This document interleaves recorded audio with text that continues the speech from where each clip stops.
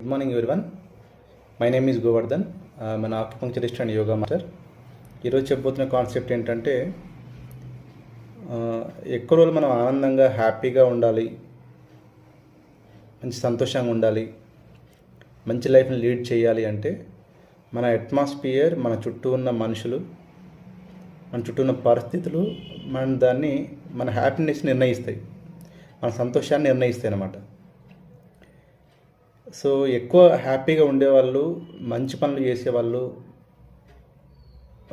అంటే ఉన్నదాంట్లో సంతోషంగా ఉండేవాళ్ళు, వాళ్ళ చుట్టూ ఉన్న పరిస్థితుల ప్రభావం కూడా వాళ్ళపైన పనిచేస్తూ ఉంటుంది. సో ఏంటంటే మనం ఎక్కువగా నెగటివ్ పీపుల్కి దూరంగా ఉండాలి.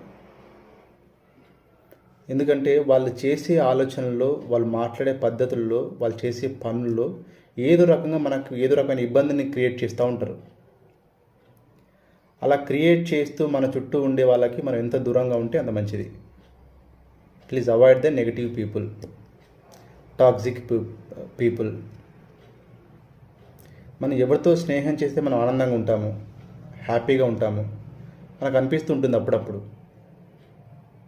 వాళ్ళతో మాడితే నాకు బాగా రిలాక్స్ అవుతుంది, నేను బాగా ఉంటాను, వాళ్ళు నాతో ఉన్నంతసేపు నాకు చాలా బాగా అనిపిస్తుంది అని మనం అనుకుంటూ ఉంటాము. కొంతమంది దగ్గరికి వెళ్ళగానే మాట్లాడగానే ఏదో రకమైన హెడేక్, అంటే వాళ్ళు మనకి మాటల ద్వారాను, వాళ్ళ చేష్టల ద్వారాను ఏదో రకంగా మనకి ఒక ఇబ్బందిని క్రియేట్ చేస్తారు. అది ఎమోషనల్ కావచ్చు, ఫిజికల్ కావచ్చు, మెంటల్ కావచ్చు. అలాంటి మన ఇబ్బంది క్రియేట్ చేసే వాళ్ళకి, ఏమంటారు, నెగటివ్ పీపుల్స్కి మనం దూరంగా ఉండాలి. మంచి సాంగత్యం, మనతో ఎవరైతే మంచిగా ఉంటారో, మనం ఎవరి దగ్గర ఉంటే హ్యాపీగా ఫీల్ అవుతాము, ఎవరి దగ్గర ఉంటే మనం ప్రశాంతంగా ఉంటాము, అలాంటి వాళ్ళతో మన ఫ్రెండ్షిప్ని కంటిన్యూ చేయాలి. అప్పుడు మన జీవిత పైన ఇన్ఫ్లుయెన్స్ తగ్గుతుంది. మన చుట్టూ ఉండే పరిస్థితులు కూడా, ఎప్పుడు గొడవ పడే కుటుంబాల దగ్గర ఉన్నాయనుకోండి, మనకి వాళ్ళ వల్ల ఏదో ఒకటి థ్రెట్ ఉంటూ ఉంటుంది, ఎప్పుడు ఏదో రకమైన ఇబ్బంది ఉంటూ ఉంటుంది.